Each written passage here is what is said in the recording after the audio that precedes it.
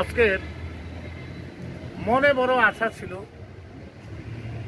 যাব মদিনায়, দুঃখের সালাম করব বসে নবীজির রোজা।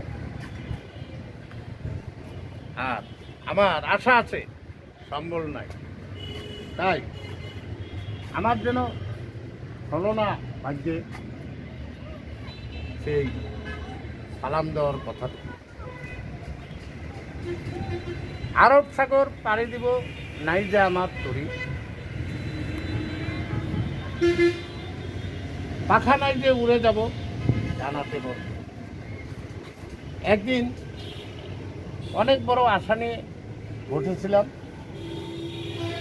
আল্লাহ পাক যে কোনোভাবে আমার আশা আকাঙ্ক্ষা পূরণ করেছে। আপনারা যারা আজও আশা করে বসে আছেন, আপনাদের আশাগুলোও পূরণ করে দিবে। আরব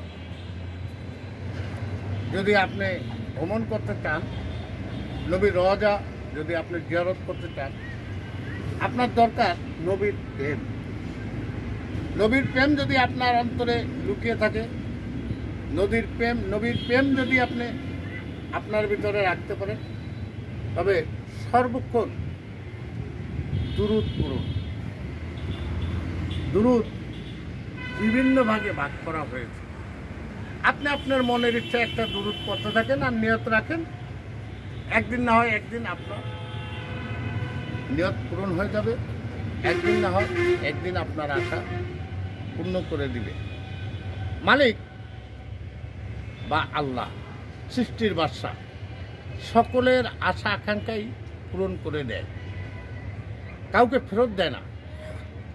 কেউ দুদিন আগে, কেউ দুদিন পরে তার মনের আশাগুলি পূরণ হয়ে যায়। তাই আমি আপনাদেরকে আগেই বলেছি যে আমার অনেক আশা আকাঙ্ক্ষা ছিল, আল্লাহ পাক তা পূরণ করেছে, আপনাদের তো পূরণ করবে, আমি আশাবাদী। তাই সকল মানুষের উদ্দেশ্যে বলছি, নিয়তের ওই পুণ্য ঘরে পাবি দেখা তারি তোরে, হাত বাড়াইলে ওই লাগবে না আর পারাপারি, থাকবে না আর দৌড়াদৌড়ি, আপন ঘরে খুঁজে দেখি সবই মিলবে তোর। সবই যে মিলবে এর পিছনে নিয়তটা বড় কাজ করে। আর নিয়তটা হতে হবে সহি, এবং সুন্দর মনটা হতে হবে পবিত্র আত্মা। তখন আপনার আশা আকাঙ্ক্ষাগুলো ঠিকই গন্তব্য স্থানে মালিক পুষিয়ে দেবে। তাই সৃষ্টির বাদশা রব্বুল আলামিন, যিনি পরম, তিনি আপনার সকল কথা, সকল আশা, সকল ভরসা একদিন মিটিয়ে দেয়। কাউকে খালি হাতে উনি ফেরত দেয় না, আর ফেরত দিবেও না। স্রষ্টার কাজ সৃষ্টির মানুষের সকল কিছু পূরণ করে দেওয়া। কারোটা দুদিন আগে হয়, কারোটা দুদিন পরে।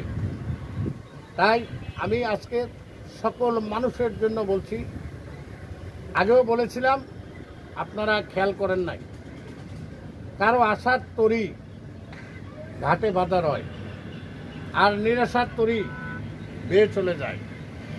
আপনি যদি আশা করে বসে থাকেন, চেষ্টা ফিকির কিছুই করলেন না, তাহলে তো আপনি গন্তব্য জায়গায় পৌঁছতে পারবেন না।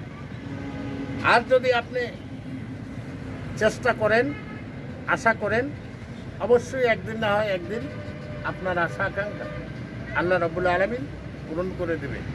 এর জন্য আপনার সৎ ইচ্ছা, সৎ চেষ্টা থাকতে হবে।